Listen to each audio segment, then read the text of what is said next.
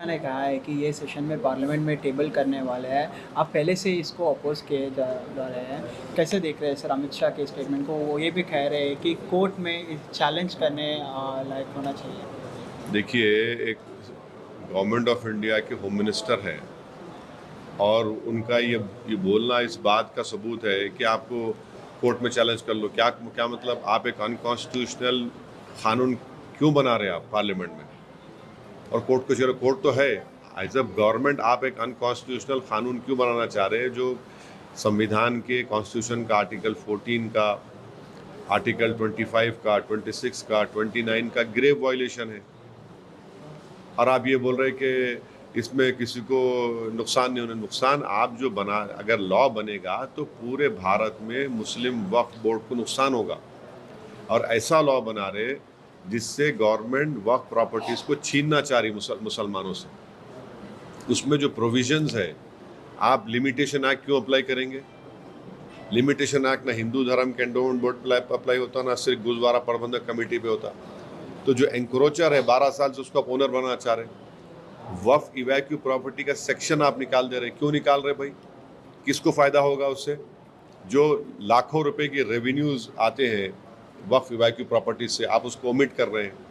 तीसरा, जो ट्राइब्यूनल में आप अभी प्रोविजन है कि सिटिंग डिस्ट्रिक्ट जज जो एडमिनिस्ट्रेटिव कंट्रोल में रहता, उस वहाँ के स्टेट के chief justice of high court में आप बोल रहे रिटायर्ड जज को लगाएंगे। और अमित शाह झूठ बोल रहे देश को कि वक्फ के ट्राइब्यूनल के खिलाफ कोर्ट को नहीं जा सकते। कितना झूठ बोल रहे हैं अमित शाह। एनजीटी का ट्राइब्यूनल है, इनकम टैक्स है, रेलवे क्लेमेंट्स ट्राइब्यूनल है, ऐसे कई ट्राइब्यूनल है जिसके जजमेंट के बाद आप रिव्यू पिटीशन डालते हैं।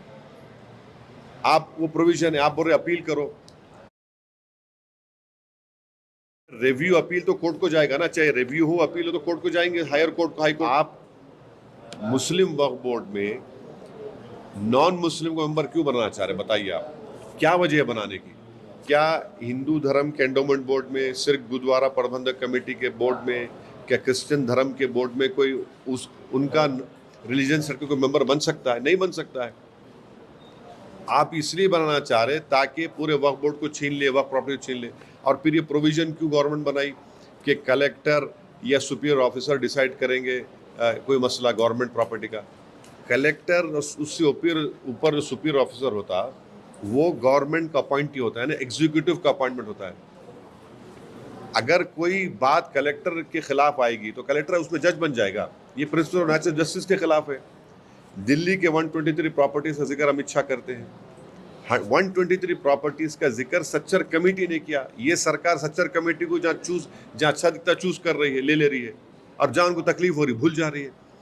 सच्चर कमेटी ने कहा 2007 में ये 123 प्रॉपर्टीज जो दिल्ली के हैं ये वक्फ प्रॉपर्टीज है, उसको रिलीज करो। कोर्ट के कई ऑर्डर्स भी है उसमें, ex prime minister Indira Gandhi का लेटर भी है उसमें। 2007 में सच्चर कमेटी ने अपनी रिपोर्ट में कहा कि उन प्रॉपर्टीज की मार्केट वैल्यू 3000 करोड़ है। आज हम 2025 में 10,000 करोड़ के ऊपर तो होंगे।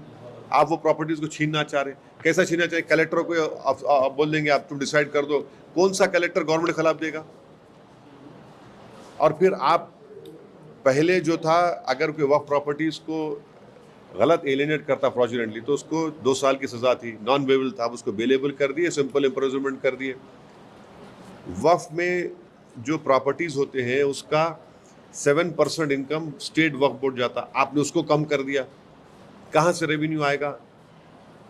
कौन सा ऐसा प्रोविजन है इस बिल में जो वक्फ को बचाएगा? आप तो वक्फ को खत्म करना चाह रहे।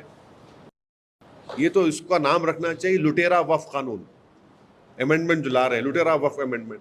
और बार बार बोलते नहीं वक्फ जहां पे चाहा वक्फ बोर्ड की प्रॉपर्टी डिक्लेयर करता, नहीं होता ऐसा। झूठ बोल रहे हैं बीजेपी वाले। जो भी वक्फ प्रॉपर्टी डिक्लेयर होती है वो स्टेट गवर्नमेंट का गजेट नोटिफिकेशन इशू होता है। और जो प्रोविजन उसमें लेकर आ रहे इस बिल में, जो इंडियन ट्रस्ट एक्ट में भी उसका प्रोविजन नहीं, आप इसमें लेकर आ रहे। क्यों लेकर आ रहे भाई?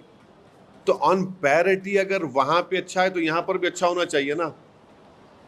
क्या काशी विश्वनाथ बोर्ड में कोई नॉन हिंदू मेंबर बन सकता? नहीं बन सकता ना। क्यों वहां पे क्यों नहीं बन सकता? यहाँ पे क्यों बना रहे फिर आप?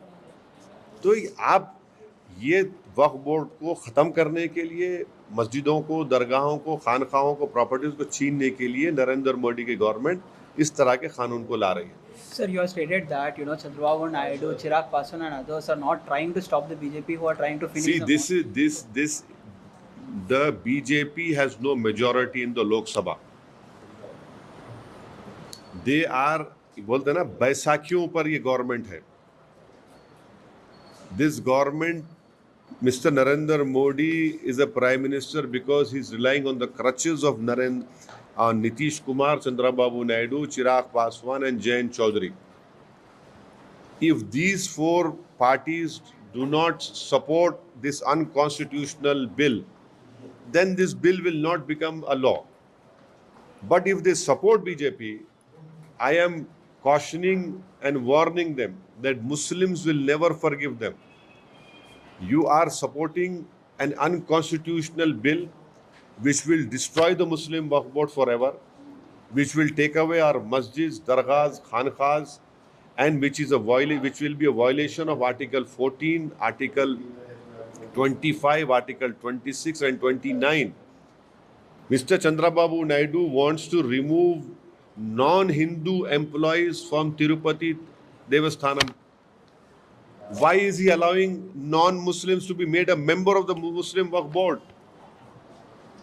Why isn't Mr. Chandrababu Naidu realizing that if an encroacher is there on a Waqf property for 12 years, this government which he is supporting will make him the owner by implementing Limitation Act on them?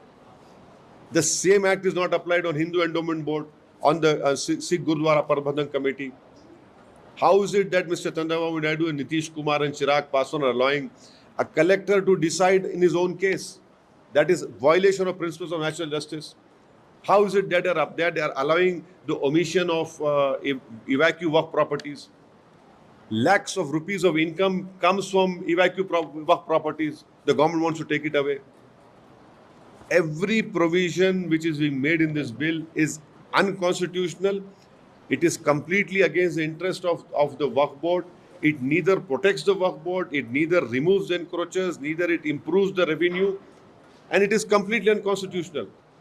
If Chandrababu Naidu, Nitish Kumar, Chirag Paswan and Jayant Chaudhary supports this government in making this unconstitutional law, you be rest assured Muslims will never believe you. They will lose confidence in you forever. Sir, on the Kunal Kamra comedian's issue and the following incidents, you have criticized the Maharashtra government on its action towards it. How do you see this and what is it?